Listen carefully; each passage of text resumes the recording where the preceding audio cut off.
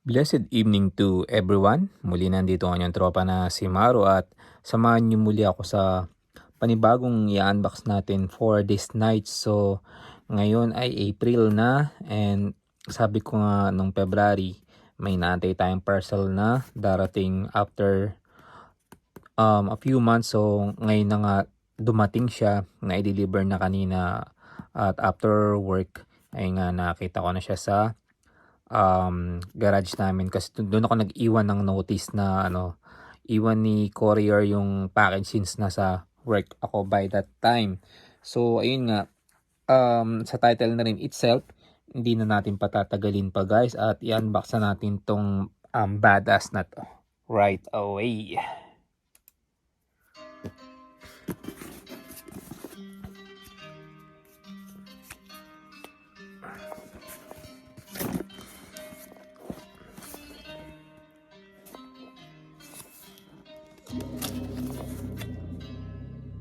Ready na rin natin ng ating cutter para buksan na natin siya.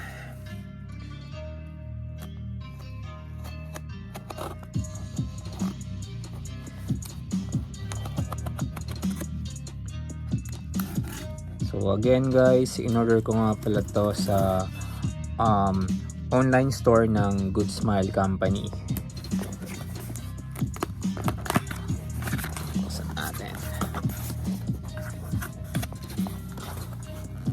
Again, meron din siyang kasamang ito nga freebies kasi nga by pre-order siya online kasama itong extra plate.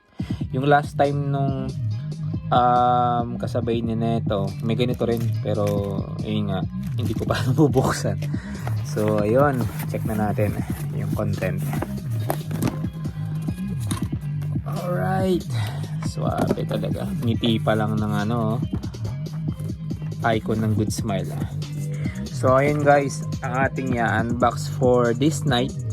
Ayun nga, yung ilaw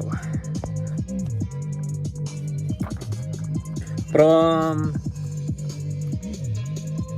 Nendroid series. Ayun Nendroid series product number 2218. So ito nga ay si Muichiro Tokito.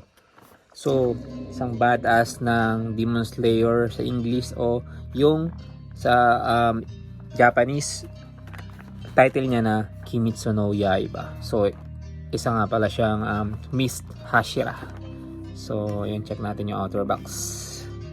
Swabe, dumating na rin. Kaya agad ko na rin tong prepare para sa inyo at makita nyo na rin agad as soon as possible. So yung post nya, okay, ganda ng packaging talaga. Buksan na natin guys.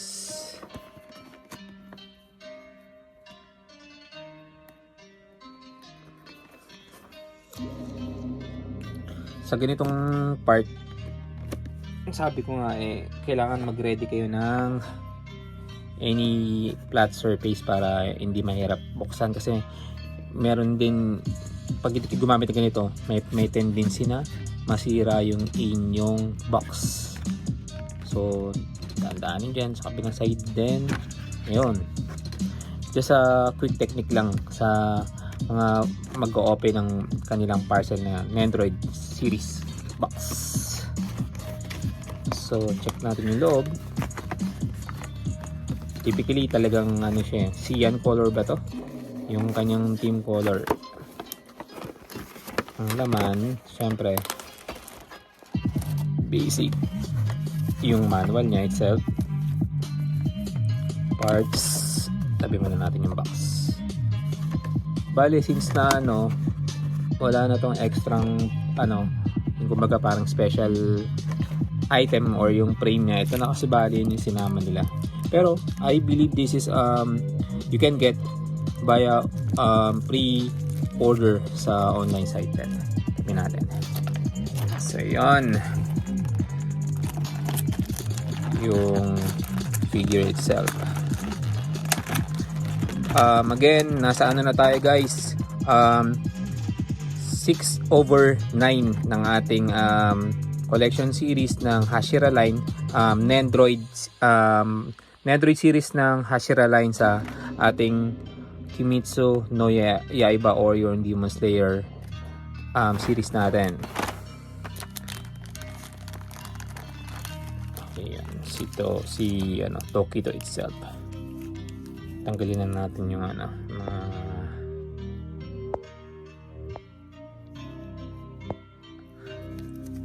kasabit na plastic. So ayun nga yung purpose na itong plastic na ito. Again, keep safe kasi nga para sa anti-discoloration ng mga paint niya, kaya sinasama nila ng ganyan separator, I believe. Plastic sa waist niya meron din. Ayun, tanggal na natin. Agad natanggal yung faceplate. Ang angas. Yung sa likod before ni Kanroji, ito I believe hindi nakikita yung yung emblem ng ng tawag dito. Tanggalin na natin yung yung sa head part. Hindi kasi makita sa likod eh. Ito to, yung emblem ng ng Horobosu, o yung ibig sabihin niya is destroy. Yan yung kanji niya, guys. Horobosu means sa English is to destroy. Siyempre, ano nga destroy nila? Yung mga demons.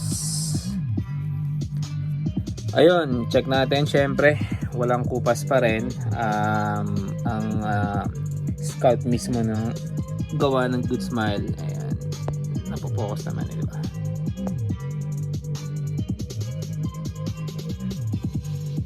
Angas pa rin. Kuwang-kuwa yung pagkalamlam ng mata ni ni Muichiro. So, okay. Pati yung pagkakahati ng kulay ng subok niya, guys. So, ayun. Ito yung figure niya itself. Siyempre, may kasama siyang alternate faceplate. So, dalawa. Itong isa yung nag-appear yung kanyang yung mark sa niya, pag-explode ng kanyang technique. So, spoiler na rin, pero hopefully na napanood nyo yung yung tawag dito, anime na release last year. Ito nga bali yung Katana Kaji no Sato Hen. So sa English is yung yung Swordsmith Village Arc. So dun inilabas yung isang kasama niya na si Love Hashira, na si tawag dito, Kanroji. Ayun, na ni-release na itong February. So after a few months nga, ito na yung sumunod, si Muichiro. Ayun, tag tayo. Extra, meron siyang yung sa post niya, sa waist niya. Then ito yung sa, I believe yung pinaka niya, ng mist technique, yung pag sway ng ng espada. May effect siya na kasama. So set ng hands. And syempre hindi mawawala yung stand. Laging meron yan, guys. Nasa ilalim eh. Medyo hassle lang kasi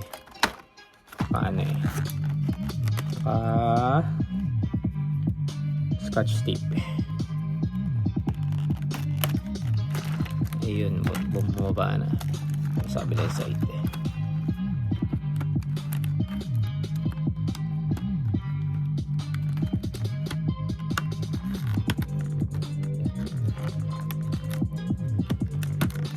Hindi ko pala kayo na update regarding sa sa site ng online dito sa Japan, kasi nakabisa ako sa Japan right now, guys.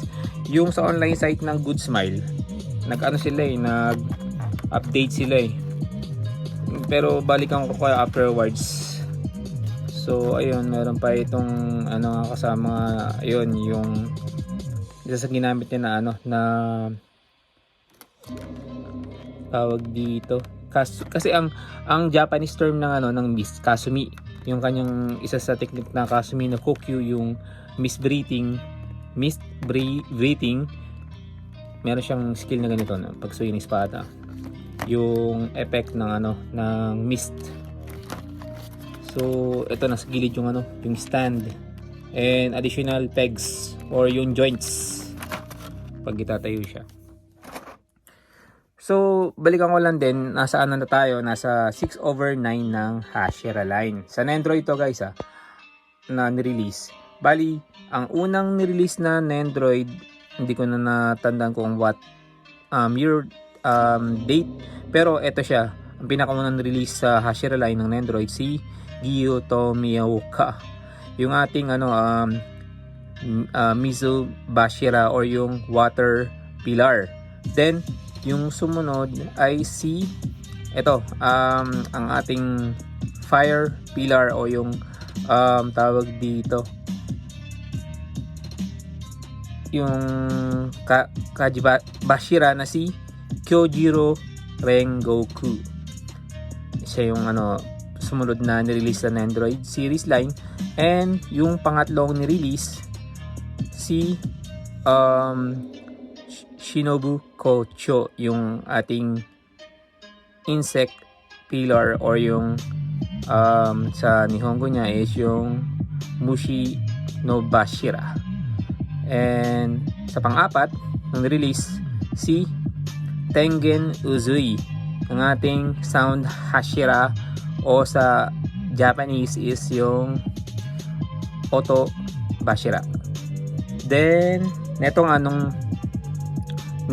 ng February, sumunod naman si yung si Kanroji, yung ating love filler o yung sa Japanese term niya ay yung Koi Hashira. And eto ang ating 6/9 na kaka-release lang within this day, si Muichiro Tokito, o mas kilala bilang mist pillar o yung sa Japanese term niya na Kasumi Bashira. Okay, so ayun nga, yung nito bali, yung susunod na arc, yung sa Demon Slayer, yung training arc, actually pinapalabas pa rin siya ngayon dito sa theater dito sa Japan, kasi nitong last month lang siya ni-release. So introduction lang naman siya usually ng first episode ng arc na yon.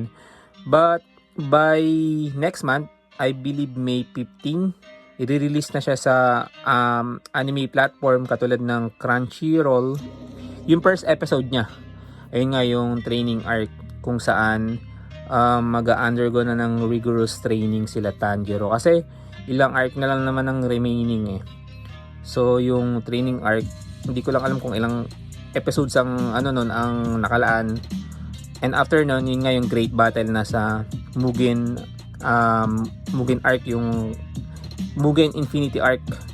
Doon na maglalaban-laban lahat. At may isa pa yung pinaka-final. Again, and isasama ko na lang guys sa next video yung iba't ibang post neto. So sa mga katropa natin, kanendo natin sa Pinas, yun nga, antay-antay lang at darating na rin ito sa inyo. Kasi nga, syempre, yung shipment nito, actually talagang dito sa Japan, medyo ahead lang talaga. Hindi na po focus yung again, sobrang angas ng scald niya guys. At muli guys, ito ang inyong tropa na si Maru. Maraming salamat muli sa pagsama sa ating unboxing for this night. At ayun, hanggang sa muli. Meron pa tayong remaining 3 Hashira. I believe sa next month, ongoing production na rin yung, hindi ko alam kung sa pagkasabay-sabay na yung last 3, yung ating stone pillar, yung ating wind pillar, at yung ating snake pillar. May ako man nang i-spoil, pero alam ko naman kilala nyo na yung mga yun Last 3 na lang. At samahan nyo ako na makompleto natin tong ating arc. At sa ating mga ibang tropa na kanendo na nagko-collect din ng netong Nendroid series na Hashira line. Kaya guys, maraming salamat at hanggang sa muli. Thank you.